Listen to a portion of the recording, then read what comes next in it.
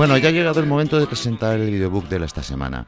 Esta semana tenemos Cuando el amor se llama odio, de Ricard Pérez Braña, a quien tendremos el gustazo de entrevistar una vez que terminemos con el audio y leamos la reseña de mi compañera Teresa José Creus. Adelante, Guillem, con el videobook.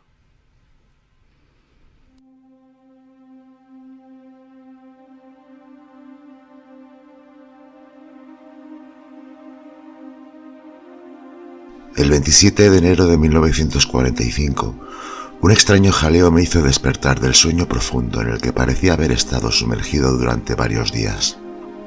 Parecían gritos de júbilo, como si alguien vitorease a otro alguien en ese campo de mierda que no había traído más que muerte y torturas a todos los miserables que poblábamos sus barracones. Entre los gritos escuché varias veces: ¡Somos libres! ¡Somos libres! Lo escuché en polaco, en alemán, en francés, en español y en varios idiomas más de las decenas y decenas que se hablaban en el campo.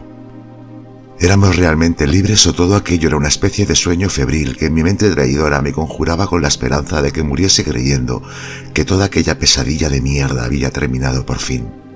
¿Dónde estaban los alemanes? ¿Acaso habían desaparecido? ¿Habían huido como los miserables cobardes que eran? Me costó un tiempo, pero verifiqué aquellas voces alzadas en modo de exaltación, dando la bienvenida aún no sabía muy bien a quién. Aquellos gritos parecían ser ciertos. Incluso pude distinguir cómo eran acompañados por lloros de alegría, invocando a un Dios que hasta entonces había ignorado a todos los desdichados que nos encontrábamos entre aquellos muros desde hacía tanto tiempo. Como pude, tal vez con mis últimas fuerzas, e imposibilitado de ponerme en pie como una persona normal, giré mi cuerpo y me volteé a un lado, cayendo de bruces a un suelo repleto de basura, vómitos y excrementos humanos, depositados por todos los que poblamos aquel barracón, en un ejercicio de abandono extremo causado tal vez por una pérdida de esperanza total y absoluta. Como no podía levantarme porque me resbalaba constantemente entre los desperdicios que había por todas partes, opté por arrastrarme por el suelo en un esfuerzo casi inhumano. Y como pude, me acerqué a aquella maldita puerta que parecía estar ahora a más de 10.000 kilómetros de distancia del lugar donde me encontraba. Apoyándome débilmente en el marco de la puerta, conseguí ponerme en pie. Nadie me ayudó, lo hice solo. En Auschwitz uno aprende sobradamente la lección de hacerlo todo sin ayuda de nadie. O hacías las cosas solo, o morías irremediablemente solo. No había dónde escoger. Cuando por fin pude alzarme, glorioso y medio muerto, con una mirada perdida hacia no sé dónde demonios, contemplé con mis propios ojos lo que creía haber escuchado y que hasta ese mismo instante me había parecido del todo incierto e imposible. Un enorme ejército de soldados rusos había entrado en aquel campo de exterminio, incrédulos ante todo lo que estaban contemplando y tal vez extremadamente confundidos ante tal horror, como lo habíamos estado nosotros hasta entonces. Solo que ellos acababan de descubrir lo que nosotros ya sabíamos desde hacía tanto tiempo, que ya nos resultaba difícil recordarlo. La gran mayoría de ellos se tapaban la boca y la nariz con pañuelos debido al intenso hedor que desprendía Auschwitz en aquellos días, causado por el abandono de sus instalaciones por los alemanes y por los miles de cadáveres que poblaban cada rincón del lugar. Todo el exterior estaba lleno de montañas de cuerpos humanos sin vida, algunos congelados, y la gran mayoría con las cuencas de los ojos vacías. Los cuervos carroñeros se los habían comido, pues era lo único que se podía consumir de esos esqueletos de piel pegada. Aquellos soldados hacían un enorme esfuerzo por mantener la compostura y no derrumbarse a llanto perdido ante todo lo que estaban contemplando con sus propios ojos y que ni la peor de las pesadillas proféticas podría haber vaticinado jamás. Pero no todos lo conseguían. Cientos de personas de aspecto esquelético se asomaban por las ventanas, por las puertas y por cualquier recoveco que pudiese mostrarles la nueva esperanza que había llegado al campo. Cientos de personas que habían sufrido lo que nunca se ha llegado a escribir y explicar con total exactitud debido a la enorme barbaridad de las acciones cometidas, contemplaban, cada uno a su manera, a quienes por fin iban a devolverles la libertad tan soñada y la esperanza perdida. Aquellos reclusos incluso tropezaban con cadáveres de otros presos tirados en medio de cualquier parte. Los que no gritaban, lloraban. Los que no podían hacer ninguna de esas dos cosas, miraban escépticos lo que era una realidad verdadera que parecía salida de la mejor de las fantasías dentro de la peor de las pesadillas. Algunos prisioneros se acercaban a los rusos y, como podían, los abrazaban y los besaban como señal de agradecimiento por su llegada, y cuyos gestos eran correspondidos por los soldados al modo que una madre consuela a su hijo. Decenas de reos se acercaban a los soldados como muertos vivientes de aspecto fantasmal, mientras otras decenas de fantasmas incrédulos se acercaban tras ellos, en un baile de huesos móviles unidos por piel seca y envejecida. Por primera vez en mucho tiempo pude contemplar con mis propios ojos que un atisbo de humanidad bondadosa había llegado al campo de concentración de Auschwitz, de manos de nuestros liberadores. Entendí entonces que ya no había ningún peligro y fui en busca de aquella esperanza perdida que, por fortuna, había llegado a nosotros. Entonces decidí dar un paso adelante. Debilitado en extremo, moviéndome lentamente como un zombi esquelético con rumbo perdido, pude acercarme balanceándome hasta uno de los soldados rusos, que me sujetó con sus fuertes brazos para evitar que cayese derrumbado ante él debido a la debilidad extrema en la que me encontraba sumido. Lo miré a los ojos y él hizo lo mismo conmigo. No sé qué vio en mí, pues se le nublaron al instante los ojos de lágrimas, pero lo que yo sí sentí en aquellos momentos fueron aquellos brazos fuertes y calientes que pertenecían a una persona que había arriesgado su vida en aquella guerra y que el destino lo llevó a salvar la mía y la de cerca de 7.600 prisioneros, los que nos encontrábamos aquel día medio muertos en Auschwitz. Noté su fuerza en mí y no hizo falta ninguna palabra para que aquel hombre me dijese con su mirada que estaba a salvo, que él me cuidaría, que todo iba a ir bien, que debía descansar y que mi calvario había terminado. Me quedé mirando a aquel hombre que tal vez no llegase a los 20 años, y exhausto, perdí las últimas fuerzas que me quedaban y la consciencia que no recuperaría hasta una semana después en un hospital improvisado del lugar.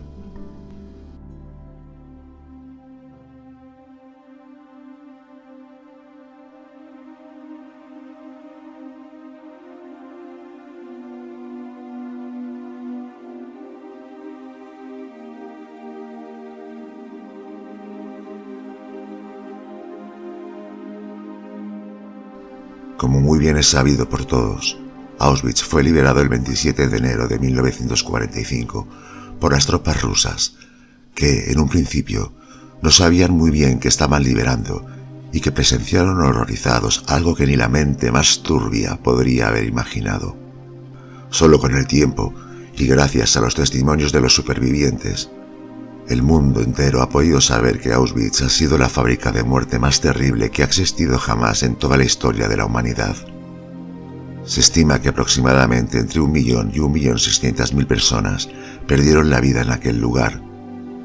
Digo se estima porque es difícil recopilar cifras exactas, debido a que los nazis mandaban directamente a las cámaras de gas a miles de prisioneros sin llevar ningún tipo de registro de los que eran asesinados nada más llegar al campo. Esas estimaciones realizadas, por supuesto, son estimaciones basadas en datos mínimos. 9 de cada 10 muertos fueron judíos. Los demás, gitanos, homosexuales, prostitutas y cualquier desdichado carente de fortuna.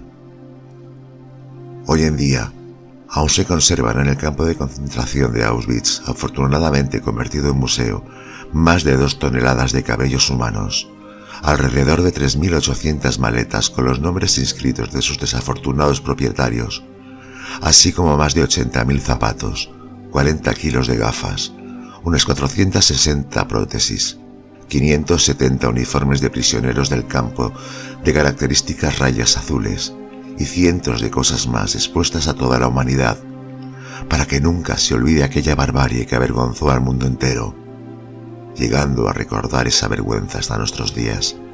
En sus archivos, entre otras muchas cosas, Hay constancia de una colección de 39.000 negativos de fotografías de prisioneros recién llegados a los campos, 48 tomos de libros de defunción que incluyen cerca de 70.000 actas de los muertos y asesinados en Auschwitz, 171 tomos del conjunto de testimonios que incluyen más de 3.500 relatos de antiguos prisioneros de los campos de concentración, habitantes de pueblos cercanos y trabajadores forzados que suman un total de 30.000 páginas, 800.000 cuadros de microfilm que muestran documentos del campo.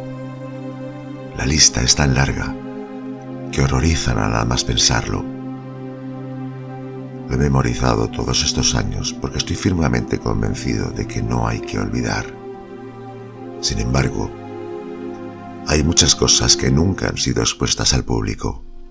Sin duda alguna, Auschwitz debería ser una cita de visita obligada para todos los habitantes del planeta, con el fin de que, generación tras generación, los padres enseñasen a sus hijos lo que nunca más debe suceder. Aquellos que miran hacia otro lado, o les horroriza la visita nada más pensar en ella, les diré que allí ya no hay nada de lo que se pueda temer. No hay ningún peligro que correr, solo conocimiento que aprender. Ya no hay nada malo en Auschwitz, no hay malos espíritus, ni malas energías, ni olor a muerte. Solo hay paz, paz, respeto y tristeza por la terrible crueldad que ocurrió en aquel lugar bajo una pérdida de cordura innegable, donde aquellos alemanes que soñaban con ser eternos no se dieron nunca cuenta de que en realidad estaban enfermos. Solo existe un testimonio perpetuo de lo que jamás debe volver a repetirse. ¿Seremos capaces de hacerlo? Solo si nunca olvidamos seremos capaces de no repetirlo, porque olvidar la historia y lo que allí sucedió nos llevará irrevocablemente a repetirla de nuevo, tal vez manifestada de otra forma, u oculta de otro modo.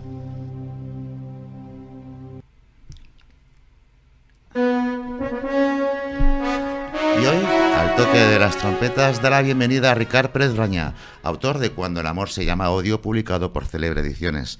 Ricard, buenas tardes. Buenas tardes, ¿cómo estamos? Buenas tardes, Ricard, bienvenido a Culturalia. Hoy cada vez que escucho este audio, de verdad, se me ponen los pelos gallina de piel. Eso nos pasa a todos. Yo el otro día ya te mandé un WhatsApp diciéndote que eras muy mala persona, que me habías hecho llorar durante 2 días con tu libro. Sí. Y bueno, lo único que me queda es darte las gracias por escribir esta pedazo de novela. Vale, pues yo te estoy muy agradecido por decirme esto y por dedicarme tu tiempo, que es muy importante también. Mira, vamos a hacer una cosa, Ricard. Vamos a leer ahora la esperadísima reseña de Tere José Creus sobre Cuando el amor se llama odio, y a partir de ahí empezaremos con la reseña. Ahora viene cuando me ponéis a parir, ¿no? Sí, y a partir de ahí empezaremos con la entrevista. Atento. Con vosotros, Teresa José Creus y la reseña de Cuando el amor se llama odio. Cuando hacemos un poquito la biografía de Ricard, se interesó a muy temprana edad por los cómics, leyendo y devorando cuantos títulos se interponían en su camino, actividad que marcaría profundamente sus aficiones. Creció y cursó sus estudios en Badalona, Barcelona, ciudad en la que sigue residiendo y con la que se siente absolutamente identificado. Tras sus 2 primeras obras de corte fantástico, tituladas Héroes Invencibles y Soy Provectus, cambia radicalmente de registro y se introduce de lleno en su primer thriller histórico, con esta, su tercera novela que lleva por título Cuando el amor se llama odio. Actualmente, su afición a la escritura le ha llevado a ser uno de los 3 socios fundadores de Célebre Editorial, desde donde también galopará con mano firme para que los nuevos autores tengan las mismas oportunidades literarias que los consagrados. Personalmente, después de leer tantas novelas, puedo decir que me ha sorprendido. Aunque he leído bastantes novelas sobre la Segunda Guerra Mundial, mis seguidores saben que me encanta este tema. ¿Por qué me ha sorprendido tanto? Porque en ella el escritor reivindica la igualdad de sexo y el fin de la xenofobia, y gritando bien firme su rechazo a lo que nunca debió existir: los campos de concentración y la xenofobia. Concretamente, el campo de concentración que se ubica en la trama es el de Auschwitz. En la novela encontramos un tema de actualidad, agresiones xenófobas, ya que una parte de la trama está ubicada en la actualidad. En esta novela, el escritor demuestra el gran fondo de documentación. En ella encontramos la Revolución Social en España de 1936, su preparación militar del 17-18 de julio de 1936 en Melilla, la Falange, las Juventudes Hitlerianas. Walgur von Schirach fue un dirigente nazi, líder de las Juventudes Hitlerianas. El final de la Guerra Civil Española. La noche de los cristales rotos. Invasión alemana de Polonia de 1939. El bombardeo de París del 3 de junio de 1940. La derrota de Francia. El Partido Nacionalsocialista Obrero Alemán. Y la batalla de Stalingrado. Es una novela impactante, absorbente, que te hará reflexionar. La trama empieza en París, 1936, en una época donde la relación entre dos hombres era condenada a prisión y a trabajos forzados. La situación de los dos jóvenes protagonistas se complica cuando se enamoran y se inicia la Segunda Guerra Mundial. La relación sentimental entre un judío y un alemán arraigado al nazismo llevará a ambos a una terrible epopeya donde sus vidas perderán de un hilo. Cuando uno de ellos comprende que el amor es en realidad un disfraz camuflado en el odio más intenso, su actitud desencadena las peores consecuencias que jamás puedo imaginar.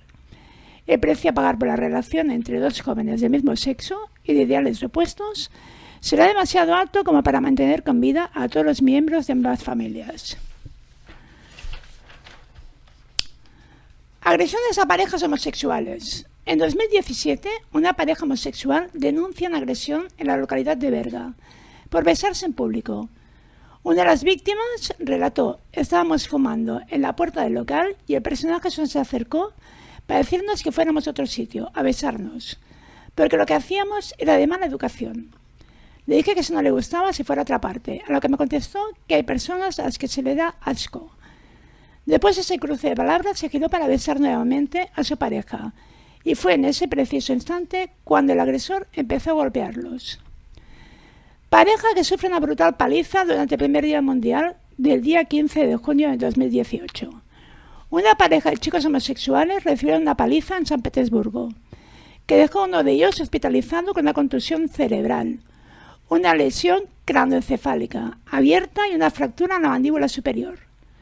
Los jóvenes de nacionalidad francesa habían viajado hasta Rusia para apoyar su selección nacional en el Mundial de Fútbol.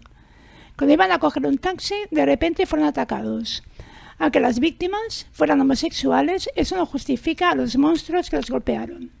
A las víctimas también les robaron dinero y sus teléfonos. Hace pocos meses se empujaron a la vía de tren, se salvó porque le ayudaron a salir y en ese momento no venía ningún tren, a un chico homosexual en una población costera llamada Sitges, famosa por ser destino de turismo homosexual. No he encontrado ninguna relación gay de un nazi y un judío, aunque me ha llamado la atención que en los años 20 del siglo pasado la escena homosexual y crecía en varias ciudades europeas, pero Berlín era la referencia, con casi un centenar de bares y cafés de ambiente gay o lésbico. La República de Weimar, la democracia alemana nacida tras la Primera Guerra Mundial, era un modelo de tolerancia de políticas sociales progresistas, incluso a pesar de que una ley vigente desde 1871 criminaliza la homosexualidad masculina, hasta que llegó el partido nazi encabezado por Hitler y todo cambió.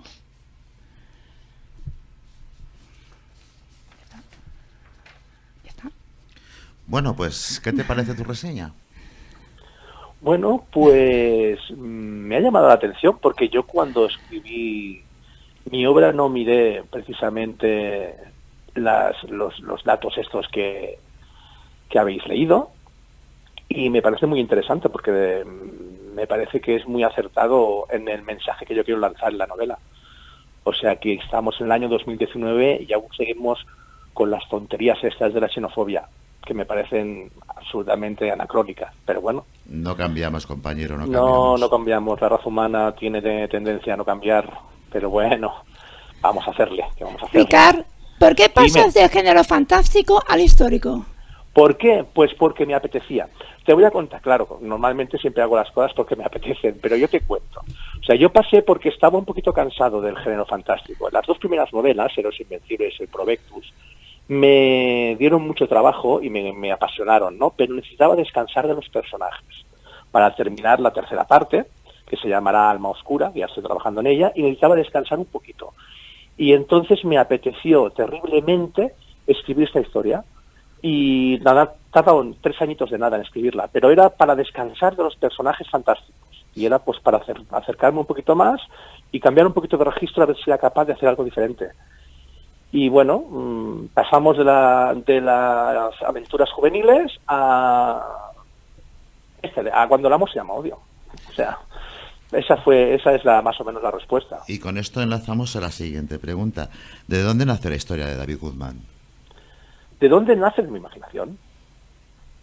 De mi imaginación. Es decir, la historia de David Guzmán va evolucionando a medida que voy escribiendo, ¿vale? Y yo te cuento, yo tengo un tío abuelo, que ese será otro libro que yo escribiré, que estuvo en campos de concentración, y tengo sus diarios, que escribió sus diarios, los tengo en casa, con fotografías, con el famoso pijama de rayas, todo esto, y entonces es un libro que voy a escribir. Pero la historia de David Guzmán nació simplemente de mi imaginación, como una excusa, como una especie de busqué el rizo más rizado de todos para poder escribir una novela en contra de la xenofobia.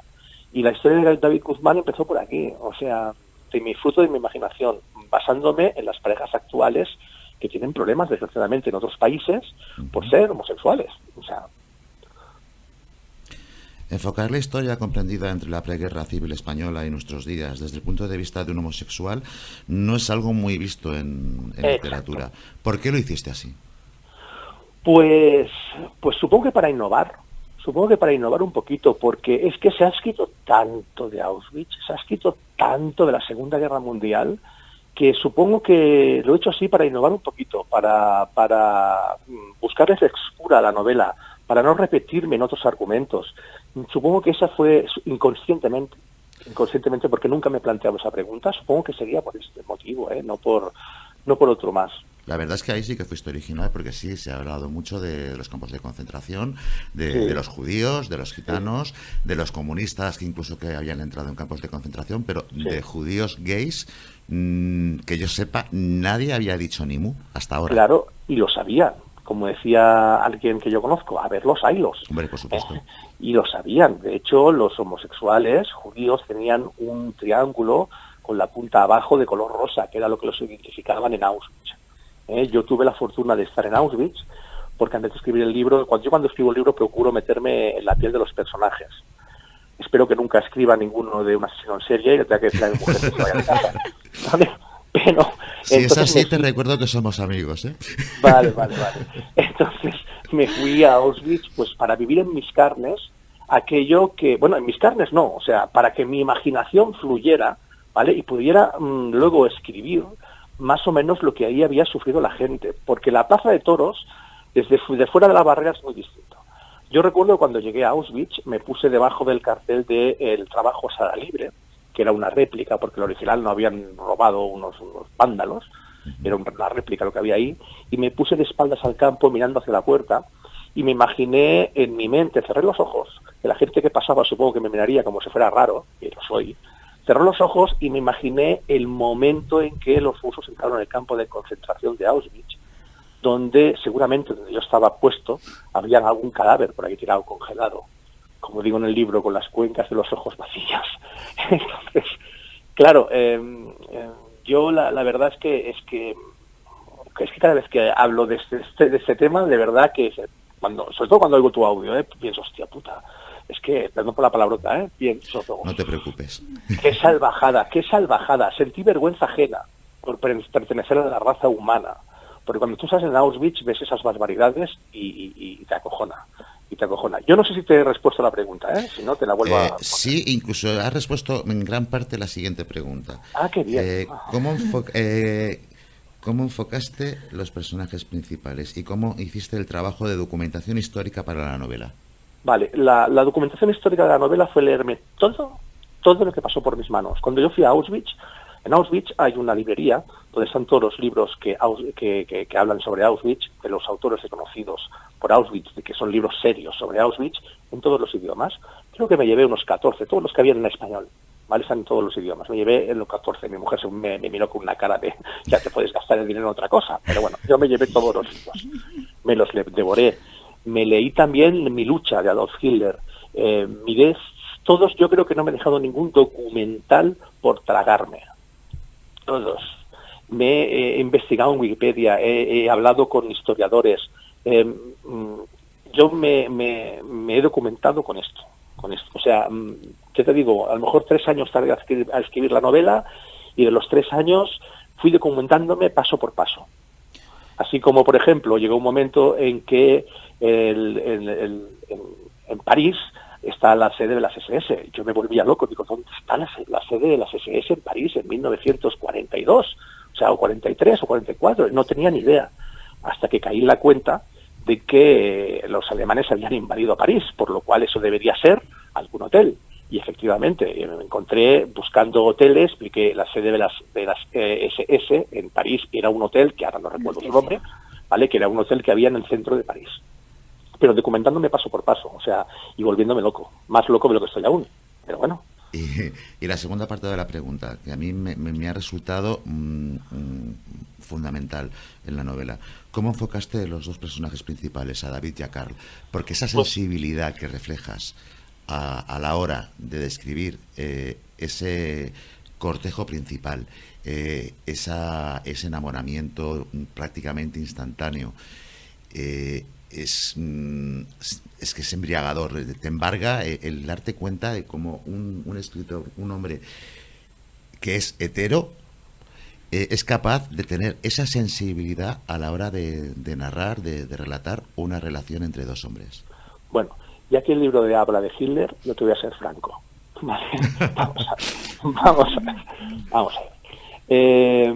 Yo me fijé en mi alrededor, en los personajes, en la gente que tengo a mi alrededor. Y entonces tuve un parón estúpido, donde pensé precisamente en esa pregunta que me estás haciendo. ¿Cómo lo hago ahora para qué buscar esa sensibilidad? Bueno, esa sensibilidad me salió de dentro. Soy heterosexual, pero evidentemente la relación entre dos homosexuales no dista mucho entre un hombre y una mujer. Hasta que yo reflejé los sentimientos míos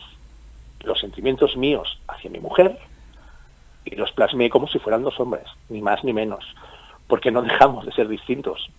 Solamente son nuestros gustos sexuales, que es la diferencia, pero los sentimientos, las pasiones, todas esas cosas, yo estoy convencido de que son las mismas. No esperaba menos de ti. Yo soy de los que piensan de que las personas se enamoran de las personas independientemente Exacto. del sexo que tengan. Exacto. Ricard, ¿por qué en lugar de una relación homosexual de David y Karl no fue de relación lésbica entre Sara y Anke? Pues porque soy un maldito egoísta y lo quiero todo para mí. No lo sé, nunca me la planteé. De hecho, Anke es una de las personajes que más odio en la novela. Entonces, no sé, quizás no podría aclararse muy bien por eso. Pero no fue ni buscando. Yo de entrada tenía la idea de dos personajes masculinos. Nunca, jamás en la vida me planteé la idea de dos personajes femeninos, que podían haber sido Sí, perfectamente. porque Anke es muy cabrona también. Pero mucho. La odio con toda mi alma. O sea, pero en principio nunca me lo planteé. Es que nunca pensé, voy a hacerlo. No, fue directamente, mi novela ya estaba entre dos homosexuales varones, y así la enfoqué directamente, sin menospreciar que dos mujeres, o sea, pero ese era mi pensamiento. Supongo que egoístamente, para mí era más fácil escribir sobre dos hombres. Supongo. ¿Qué tramo de la novela te costó más desarrollar, Ricard? ¿Qué parte de la novela me costó más desarrollar? Pues toda, sobre todo la parte histórica, pero hay una cosa que es especialmente difícil, que es enlazar el presente con el futuro. O sea, escribir una novela en el pasado, que empieza en el presente, donde se presenta el abuelito, Sí. que le explica la batallita de guerra al nietecito, para decirle que el amor, que las heridas, porque el trasfondo del libro es, o sea, el mensaje del libro, aparte de la xenofobia, es que las heridas del alma son más difíciles de curar que no las físicas, ¿vale? Para llegar a combinar el presente con el pasado, sin perder el hilo de las dos historias, supongo que eso fue para mí lo más difícil. Y el miedo que tenía de, hostia, cuando estoy hablando del pasado y se presente otra vez al futuro, o al presente, la gente se habría olvidado de lo que... ¿Sabes lo que te quiero decir? Eso fue lo más difícil para mí. Pero no, luego parece que todos los que han leído la obra la han entendido bien. ¿Qué les dirías a los David, Carl, Unai, Keith de hoy en día? ¿Qué les dirías? Que hagan lo que les dé la gana. Que disfruten el momento. ¿Puedo decir alguna salvajada? Sí, claro, por supuesto. Que follen, que se amen, que se quieran, que hagan lo que les dé la gana, que no hay nada más bonito que la libertad sexual. Que hagan lo que quieran. Eso les diría yo. Bueno, y ahora ya voy a pasar a hacerte otro tipo de pregunta. Venga. Célebre Editorial nació hace unos meses como respuesta a la necesidad de los autores a ser tratados de una forma diferente en el medio editorial. Sí. ¿Qué tal la experiencia para ti, tanto como editor como autor? Alucinante y agotadora. A las dos cosas. De ello Es doy fe. una pasión alucinante, una pasión agotadora. Pero es que vale la pena. Es que vale la pena luchar por lo que a uno le gusta. Vale la pena intentar hacer los sueños de los demás realidad. No os podríais llegar ni a imaginar ni por un momento el enorme talento literario que hay escondido. Sí. No os podéis imaginar ni por un momento la pena que me da a mí que las grandes editoriales solamente publiquen los grandes nombres extranjeros y nacionales y se arriesguen muy poquito con las nuevas promesas. Es un poquito vergonzoso, pero comprensible, porque las editoriales son un negocio, ¿vale? Pero la satisfacción de ver a alguien llorar, escuchar a alguien llorar cuando les dices que vamos a publicar su obra, eso no tiene precio, ni la Mastercard, ni nada. O Eso que es se una quedan satisfacción. patidifusos como uno que yo me sé, que os Sí, está sí, preguntando que se han fumado los editores. No, es bestial, es una sensación acojonante, o sea, y desde luego no lo dejaría por nada del mundo. Hoy en día, para nada del mundo. Se trabaja mucho, Se Sí, trabaja mucho. lo sé, Pero lo luego sé. la satisfacción es abrumadora, es una pasada. Lo Es una sé, pasada. lo sé. ¿Y como autor? Bueno, como autor es acojonante. Lo que pasa es que como autor, al ser editor, me siento un poco observado. Jaja. Ajá, claro, me siento observado como cuando voy a hacer el examen de selectividad, porque luego me he dado cuenta que muchos autores me han comprado mi libro y pienso, a ver si no voy a estar a la altura. Es un poco así, pero afortunadamente he diferenciado lo que es ser editor y autor. De hecho, en mi obra las pasamos a los lectores cero sin saber que era yo quien escribía la obra, que son los que deciden, ¿vale? Ujú. Y pasé el filtro como cualquier otro autor. O sea, no es que fui a publicar porque soy el editor, no, yo pasé el mismo, lo que pasa es que cambié el nombre. Me dieron la obra, el Jordi Matamoros me da la caña, Sí. es mi socio, pero yo filtré la obra a los que tenían que decidir sin mi nombre. Claro, Pues es bueno saberlo. ¿cómo le van a decir al jefe que no, verdad? A ver, claro, es bueno saberlo porque, bueno, tú ya sabes que hay otros editores que publican con su editorial y es ordeno y mando y es mi No. libro y lo sacamos No va y ya así, está. No, así el cerebro editorial no va así, somos todos iguales. Somos todos iguales. Pues nada, Ricard, para mí ha sido un verdadero placer volver Bueno. a conversar contigo. Yo, Un ya gustazo sabes. leer tu libro. yo ya sabes que no me cansaría nunca de saludaros. Ya lo sé. El problema es que no tenemos todo el tiempo que nosotros queremos ni para saludarnos ni para vernos. Fíjate tú. Pero bueno, igual voy a verte la semana que viene, ya Venga, a ver veremos. si es verdad. Oye, Si a te mí portas me bien. ha encantado hablar con vosotros. Me encanta que os encante mi libro. Y a ver si tenemos suerte. Y se vende como churros, porque ya se está vendiendo como churros, pero a veces como super churros, ¿sabes? Los de chocolate rellenos de crema, que esos son los mejores. A ver si tenemos suerte. Yo ya te he dicho que yo me comprometo, y lo digo aquí en la radio, en las ondas, a cuando hagas una presentación, acercarme a la presentación para leer, para que esa presentación se luzca más todavía si cabe, porque ya simplemente con tu personalidad y con el libro que has escrito, yo creo que ya tienes más que suficiente. Bueno, Bueno, pues yo estaría encantado de que vinieras y volverte a saludar. Pues nada, Ricard. Venga, un abrazo a todos. Un besito. Un abrazo, Ricard, nos vemos. Venga, gracias. Hasta luego.